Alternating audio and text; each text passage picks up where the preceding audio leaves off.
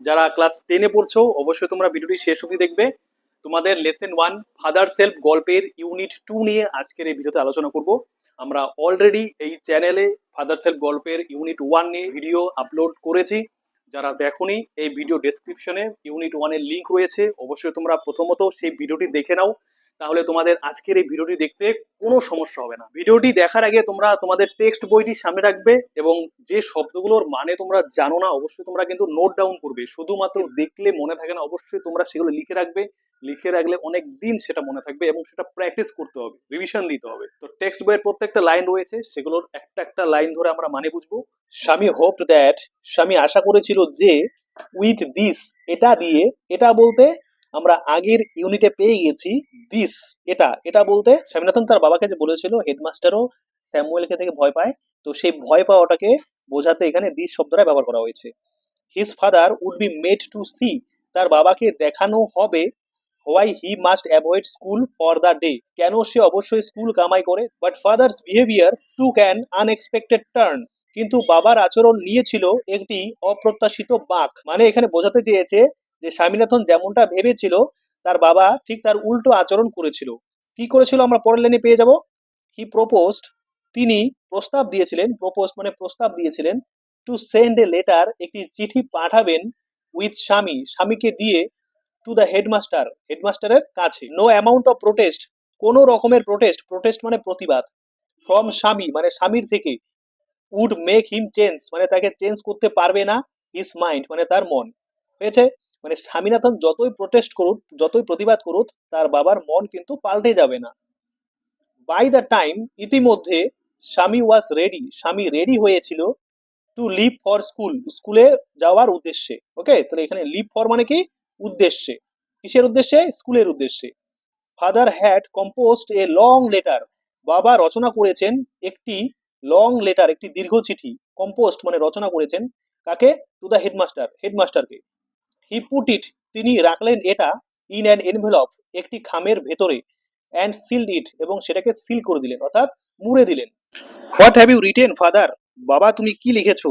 স্বামী asked apprehensively, স্বামী জিজ্ঞেস করেছিল অ্যাপ্রিহেন্সিভলি মানে বিভ্রান্তি সহকারে। নাথিং ফর ইউ, তোমার জন্য কিছুই নয়। Give it to your headmaster, এটা দিয়ে দাও তোমার হেডমাস্টারকে। And go to your class, এবং তোমার ক্লাসে চলে যাও। মানে এখানে স্বামীনাথনের বাবা স্বামীনাথনকে বলেছে যে তুমি প্রথমে হেডমাস্টারকে চিঠিটি দিবে, তারপরে তুমি তোমার ক্লাসে চলে যাবে। এবং তার বাবা এটাও জানায় যে স্বামীনাথনের সম্পর্কে চিঠিতে কোনো কিছুই লেখা নেই।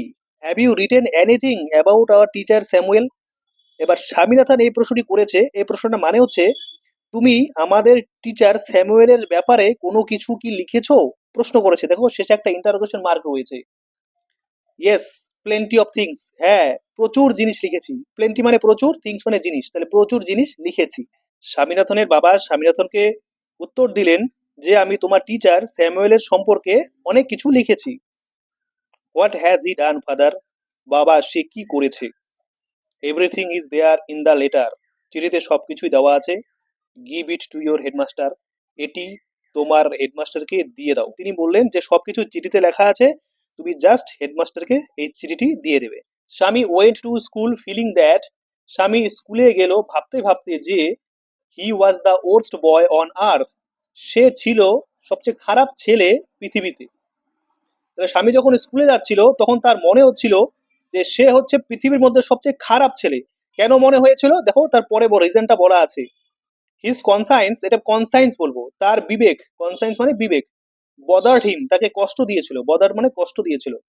He wasn't at all sure, সে আদৌ নিশ্চিত ছিল না, if his description of Samuel, Samuel সম্পর্কে তার বর্ণনা, হ্যাড বিন অ্যাকিউরেট, সত্য ছিল কিনা সেই ব্যাপারে। হি ফেল্ড, সে অনুভব করেছিল, হি হ্যাড মিক্সড আপ, সে গুলিয়ে ফেলেছে, দ্য রিয়াল অ্যান্ড দ্য ইমাজিন্ড, বাস্তব এবং কল্পনা। অর্থাৎ স্বামীনাথন এখানে বুঝে উঠতে পারেনি যে কোনটি সত্য এবং কোনটি কল্পিত। স্বামী stopped on the road side, স্বামী দাঁড়িয়ে পড়লো রাস্তার পাশে। কেন দাঁড়িয়ে পড়লো? To make up his mind, তার মনটাকে মেক আপ করার জন্য। মেকআপ মানে কি? মেকআপ মানে এখানে স্থির করা, মনকে স্থির করার জন্য। অ্যাবাউট স্যামুয়েল, স্যামুয়েলের সম্পর্কে। Samuel was not such a bad man after all, Samuel ছিল না একজন খারাপ লোক সর্বোপরি। তাহলে স্বামীনাথন শেষে বুঝলো যে স্যামুয়েল লোকটি আদৌ মনের দিক থেকে খারাপ লোক নন।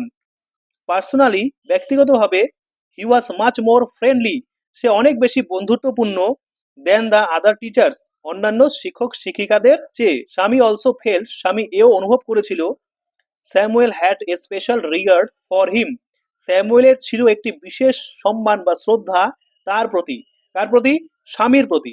মানে স্বামী অনুভব করেছিল যে স্যামুয়েলেরও একটা বিশাল শ্রদ্ধা ছিল স্বামীনাথনের প্রতি। এই পুরো কাহিনীটা যখন স্বামীনাথন বুঝে নিল, তখন সে মনে মনে খুব কষ্ট পেল, কারণ স্বামীনাথন তার বাবার কাছ থেকে জানতে পারলো যে চিঠিতে তার বাবা তার টিচার স্যামুয়েলের সম্পর্কে অনেক কিছু লিখেছে যেটা আদৌ সত্য নয়। Swami's head was dizzy with confusion. দেখো ডিজি মানে কি দেওয়া আছে? Imbalanced and undecided state of mind, মানে মনের একটা অবস্থা যেখানে কোনো কিছু স্থির করতে পারবো না, সেই অবস্থাটাকে বলা হয় ডিজি। তাহলে সে কনফিউশন দিয়ে তার মাথাটা ডিজি হয়ে গিয়েছিল। হি কুড নট ডিসাইড, সে স্থির করতে পারেনি, if Samuel really deserved the allegations made against him in the letter, Samuel সত্যি সত্যি সেই অভিযোগের যোগ্য কিনা যেটা করা হয়েছিল এগেনস্ট হিম মানে তার বিরুদ্ধে, ইন দ্য লেটার মানে চিঠিতে। ঠিক আছে? তাহলে স্বামী কিন্তু এটা স্থির করতে পারেনি যে স্যামুয়েলের সম্পর্কে যে অ্যালিগেশনস, যে অভিযোগ রাখা হয়েছিল, সেটা সে পাওয়ার যোগ্য কিনা। The more he thought of Samuel, যত বেশি সে স্যামুয়েলের সম্পর্কে ভাবতে লাগলো বা ভেবেছিল, দ্য মোর স্বামী গ্রিভড ফর হিম, তত বেশি স্বামী তার প্রতি কষ্ট পেয়েছিল। গ্রিফট মানে এখানে কষ্ট পাওয়া। To recall Samuel's dark face, to recall, recall মানে হচ্ছে রিমেম্বার, স্মরণ করা। তাহলে স্যামুয়েলের কালো মুখ, হিজ থিন মুস্টাস, তার পাতলা গোপ, আনশেভেন চিক, দাড়িওয়ালা গাল, অ্যান্ড ইয়েলো কোট, এবং হলুদ কোট, ফিল্ড স্বামীনাথন, স্বামীনাথনকে ভরিয়ে দিয়েছিল বা ভর্তি করে দিয়েছিল উইথ সরো মানে দুঃখ দিয়ে। স্বামীনাথনের যখনই স্যামুয়েলের চেহারাটি মনে পড়লো, তখন সে ভাবলো যে স্যামুয়েলের মুখটি কালো, তার হচ্ছে পাতলা গোপ, তার গালওয়ালা দাড়ি, এবং সে একটি ইয়েলো কোট পরে থাকে। তখনই তার মনটা দুঃখে ভরে যেত। আশা রাখছি ভিডিওটি তোমাদের ভালো লেগেছে। তোমাদের মতো একটি ছেলে স্বামীনাথন, স্বামীনাথনের ক্রিয়াকলাপ তোমাদের কেমন লাগলো অবশ্যই কমেন্ট করে জানাবে। এবার তোমাদের মধ্যে কে কে রয়েছো স্বামীনাথনের মতো ক্রিয়াকলাপ বা কার্যকলাপ করেছো বা করে থাকো, সেটাও কমেন্ট সেকশনে কমেন্ট করে জানাতে ভুলবে না। তো দেখা হচ্ছে নেক্সট ভিডিওতে।